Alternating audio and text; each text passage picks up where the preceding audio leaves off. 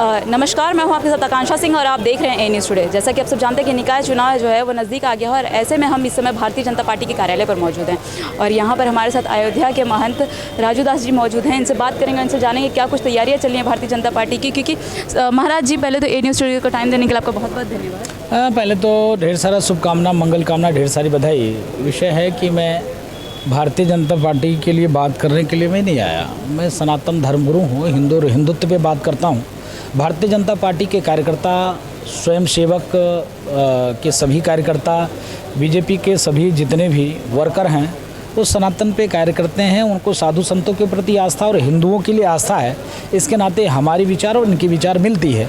इसके नाते हम लगातार इनकी विचार को आगे बढ़ाने का काम करते हैं। महाराज जी, सुनने में तो आ रहा है कि महापौर प्रत्याशी के रूप में आप भी आवेदन दिए हैं, तो क्या अगर पार्टी आपको खड़ा करती है तो क्या चाहेंगे?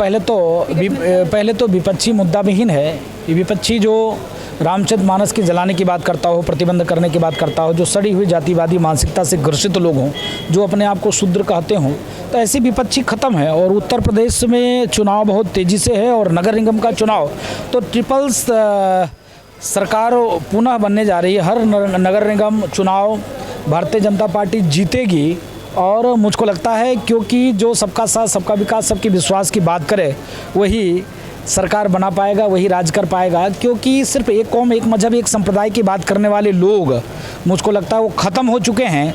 अब जो सनातन की बात करेगा, जो भगवा की बात करेगा, जो राष्ट्रवाद की बात करेगा, जो साधु संतों की सम्मान की बात करेगा, जो हिंदुओं की दबाने की बात नहीं करेगा, जो हिंदुओं के हक और आस्था का बात करेगा, वही नगर निगम से लेकर ऊपर तक राज करेगा। अतीक के बेटे अशद को ढेर कर दिया है एसटीएफ ने, उस पर क्या कहना चाहेंगे आप? क्योंकि जब योगी जी आए थे उन्होंने सदन में कहा था कि हम माफियाओं को मिट्टी में मिला देंगे। नहीं, अतीक ही नहीं, मैं उत्तर प्रदेश के सभी अपराधियों से अपील करूंगा, या तो उत्तर प्रदेश छोड़ दो या तो अपराध करना बंद कर दो।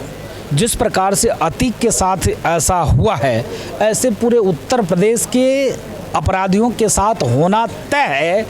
बाबा के यहाँ किसी भी प्रकार की कोई समझौता नहीं, गाड़ी भी पलट जाती है, जेल में भी इनकाउंटर हो जाता है और मोटरसाइकिल पे भी अपराध करने वालों को माफ़ी नहीं मिलेगी कभी नहीं। अपराधी को किसी भी प्रकार से कोई छूट नहीं होना चाहिए। अपराधी अपराधी होता है, ना किसी जात का होता है, ना किसी धर्म का होता है, ना किसी मजहब का होता है। आतंकवादी का धर्म आतंक है, ना कोई कौम है, ना कोई संप्रदाय है। अगर जो लोग, विपक्षी दल चाहे जो भी लोग, अगर अपराधी को किसी मजहब से, किसी धर्म से जोड़ते हैं तो मुझको लगता है वो सबसे बड़ा अपराधी। विपक्षी प्री प्लान बता रहे हैं कि इसको प्लानिंग करके मारा गया है और ये इलेक्शन जो आ रहा है इसको मुद्दा क्यों नहीं मारा जाना चाहिए? मारा जाना चाहिए। अपराधी को तो प्लान नहीं, सीधे बीच चौराहे पर खड़े करके गोली मार देनी चाहिए। मेरा बस चले तो प्रदेश में जितने भी लूट करने वाले, हत्या करने वाले, बलात्कार करने वाले, बीच चौराहे पर खड़े करके गोली मार देना चाहिए। ठीक किया, गलत कौन सा किया है? विपक्षी मुद्दा विहीन है, उसके पास कोई मुद्दा नहीं। विपक्षी ही तो ऐसे अपराधी को बढ़ाया।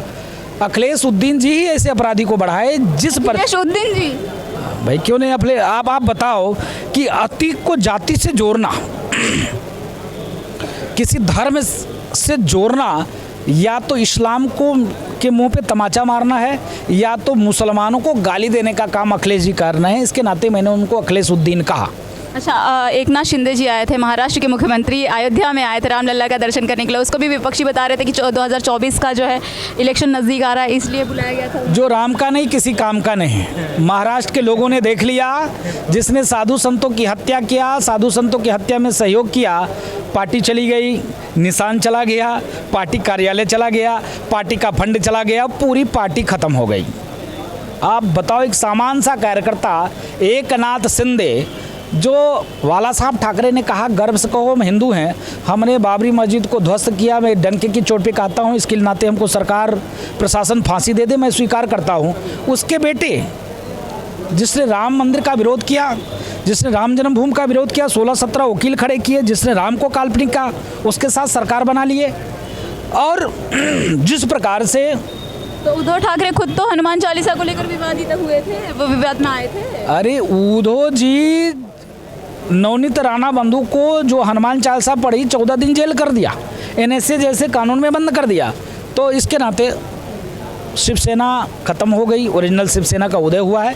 शिंदे साहब, फडणवीस साहब आए थे, भव्य स्वागत हुआ, ढेर सारा आशीर्वाद। पुनः मैं देश में रहने वाले सभी राजनेताओं से अपील करेंगे, हिंदू की जनभावना का सम्मान करो, सनातन का सम्मान करो और हिंदुओं की बात को अपने साथ कंधे से कंधा मिलाकर चलो, तभी हिंदुस्तान में राज्य कर पाओगे, नहीं तो हिंदू जग चुका है, ख़त्म हो जाओगे। एक आखिरी सवाल, अखिलेश यादव कहते हैं कि वो जिस किसी से भी मिलने जाते हैं, जैसे सारस वाला मामला था, वो जिस किसी से भी मिलने जाते हैं उसको भारतीय जनता पार्टी हमेशा के लिए हटा देती है, उनका रास्ता साफ कर देती है। फिर आपने कहा अखिलेश यादव, अखिलेश यादव कहाँ है? अच्छा, अखिलेश उद्दीन बता दीजिए। नहीं, आप देखो, सारस के बारे में इतना चिंता है उन व्यक्ति को, लेकिन डेली गाय काटी जाती है, बकरी काटी जाती है, मुर्गे काटे जाते हैं, उस पर सवाल नहीं है। आखिर सारस के लिए इतना चिंता क्यों? सारस के लिए वन विभाग लगी, अलग रख दिया, व्यवस्था दे रही है, ठीक है, मिलने देना चाहिए, जिससे स्नेह हो, संबंध हो, संपर्क हो, उससे मिलने जुलने में कोई रोक नहीं। आरिफ को दे दिया जाए सारा। कैसे दे? अरे फिर गजब बात करते हो आप। वन विभाग रखा है अपने कब्जे में, तो दिक्कत क्या है?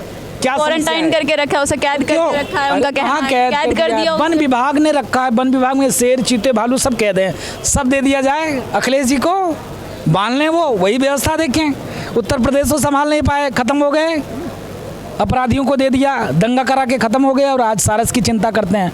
गाय की भी चिंता कर लें। इस पर आपको क्या लग रहा है? समाजवादी पार्टी, गाय काटने वालों कितना सारस की चिंता हो गई है, बकरी खाने वाले कितना, काटने वाले कितना सारस की चिंता हो गई। क्या वो जीव नहीं है क्या? सारस के प्रति इतना मोह, तो बकरी और मुर्गे और गाय से क्यों नहीं मोह? आपको क्या लग रहा है कि समाजवादी पार्टी इस बार नगर निकाय चुनाव में अपना बाजी मार सकती है या नहीं? समाजवादी पार्टी मुद्दा विहीन हो गई है।